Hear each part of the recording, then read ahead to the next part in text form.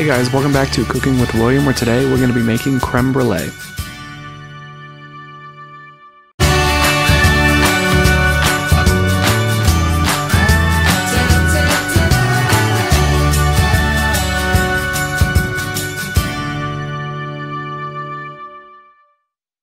Alright, let's get started with 2 cups of full fat heavy cream in a large sauce pot over medium-low heat. You don't want it to be too hot or you'll scorch the cream.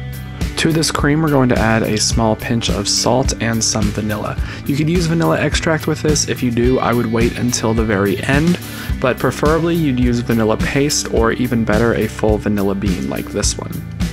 I like to slice it open just like this and scrape out the insides before adding both the small beans on the inside and the full pod into the pot. This helps us get as much flavor out of the vanilla bean as possible. This is an expensive ingredient, so you want to make the best of it. Just let this mixture warm up until it starts to lightly steam. You don't want it to come to a boil or you might curdle the cream. Once it's steaming just like this, go ahead and take it off the heat and let it cool down for a few minutes. While it's cooling, we can start with our egg yolks. I'm going to get 5 egg yolks into this bowl. I like to just crack them all into one bowl and then scoop them out with my hands. I found this is the best way to get the egg yolks separated from the whites without breaking the yolks, but do it any way you see fit. Now you're going to add 1/2 cup of sugar to the egg yolks.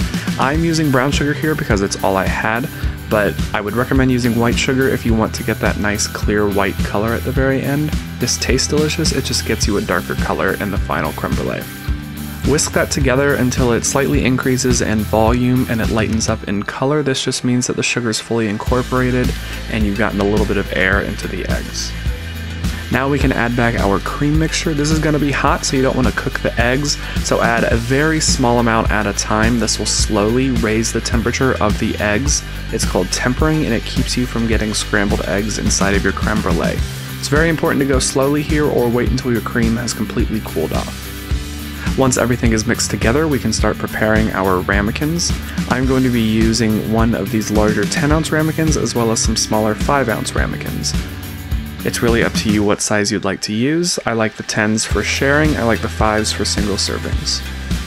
Now you can go ahead and start pouring your filling into the ramekins. I used a little measuring cup here just so I didn't make a mess, but pour it however you'd like to. As you can see, I didn't actually have enough to fill up all of my ramekins. This recipe is really good for 2 of the 10-ounce ramekins or 4 to 5 of the 5-ounce ramekins. Now it's time to cook these things. I'm going to put it in an oven at 325 degrees Fahrenheit, but first I'm going to pour in some boiling water onto this baking sheet. This will just help keep everything moist, keep it from browning too much, and keep it from overcooking. This is a little easier to do once it's in the oven. You could put the dry baking sheet in there and then pour the boiling water, or you could do as I did here and pour the boiling water in and then move it to the oven. Just make sure there's about an inch on all sides. Now my smaller crème brûlées took about 30 to 35 minutes and my larger one took about 45 minutes. It depends on size, it depends on your oven. I would start checking at half an hour and then check after that every 5 minutes. You're looking for a slight jiggle just like this, but you don't want it to look like there's liquid inside.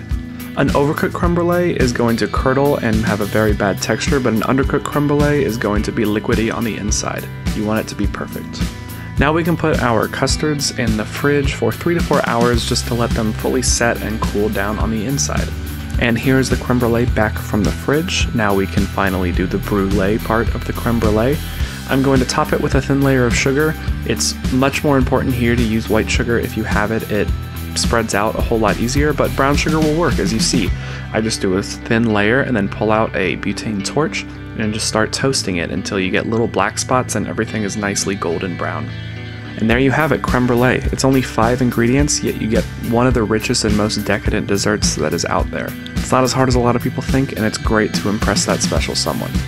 I ended up eating this whole thing, which was not intended. Anyways, I hope you enjoyed the video. Please remember to like and subscribe, and let me know in the comments down below what you would like to see me cook next time.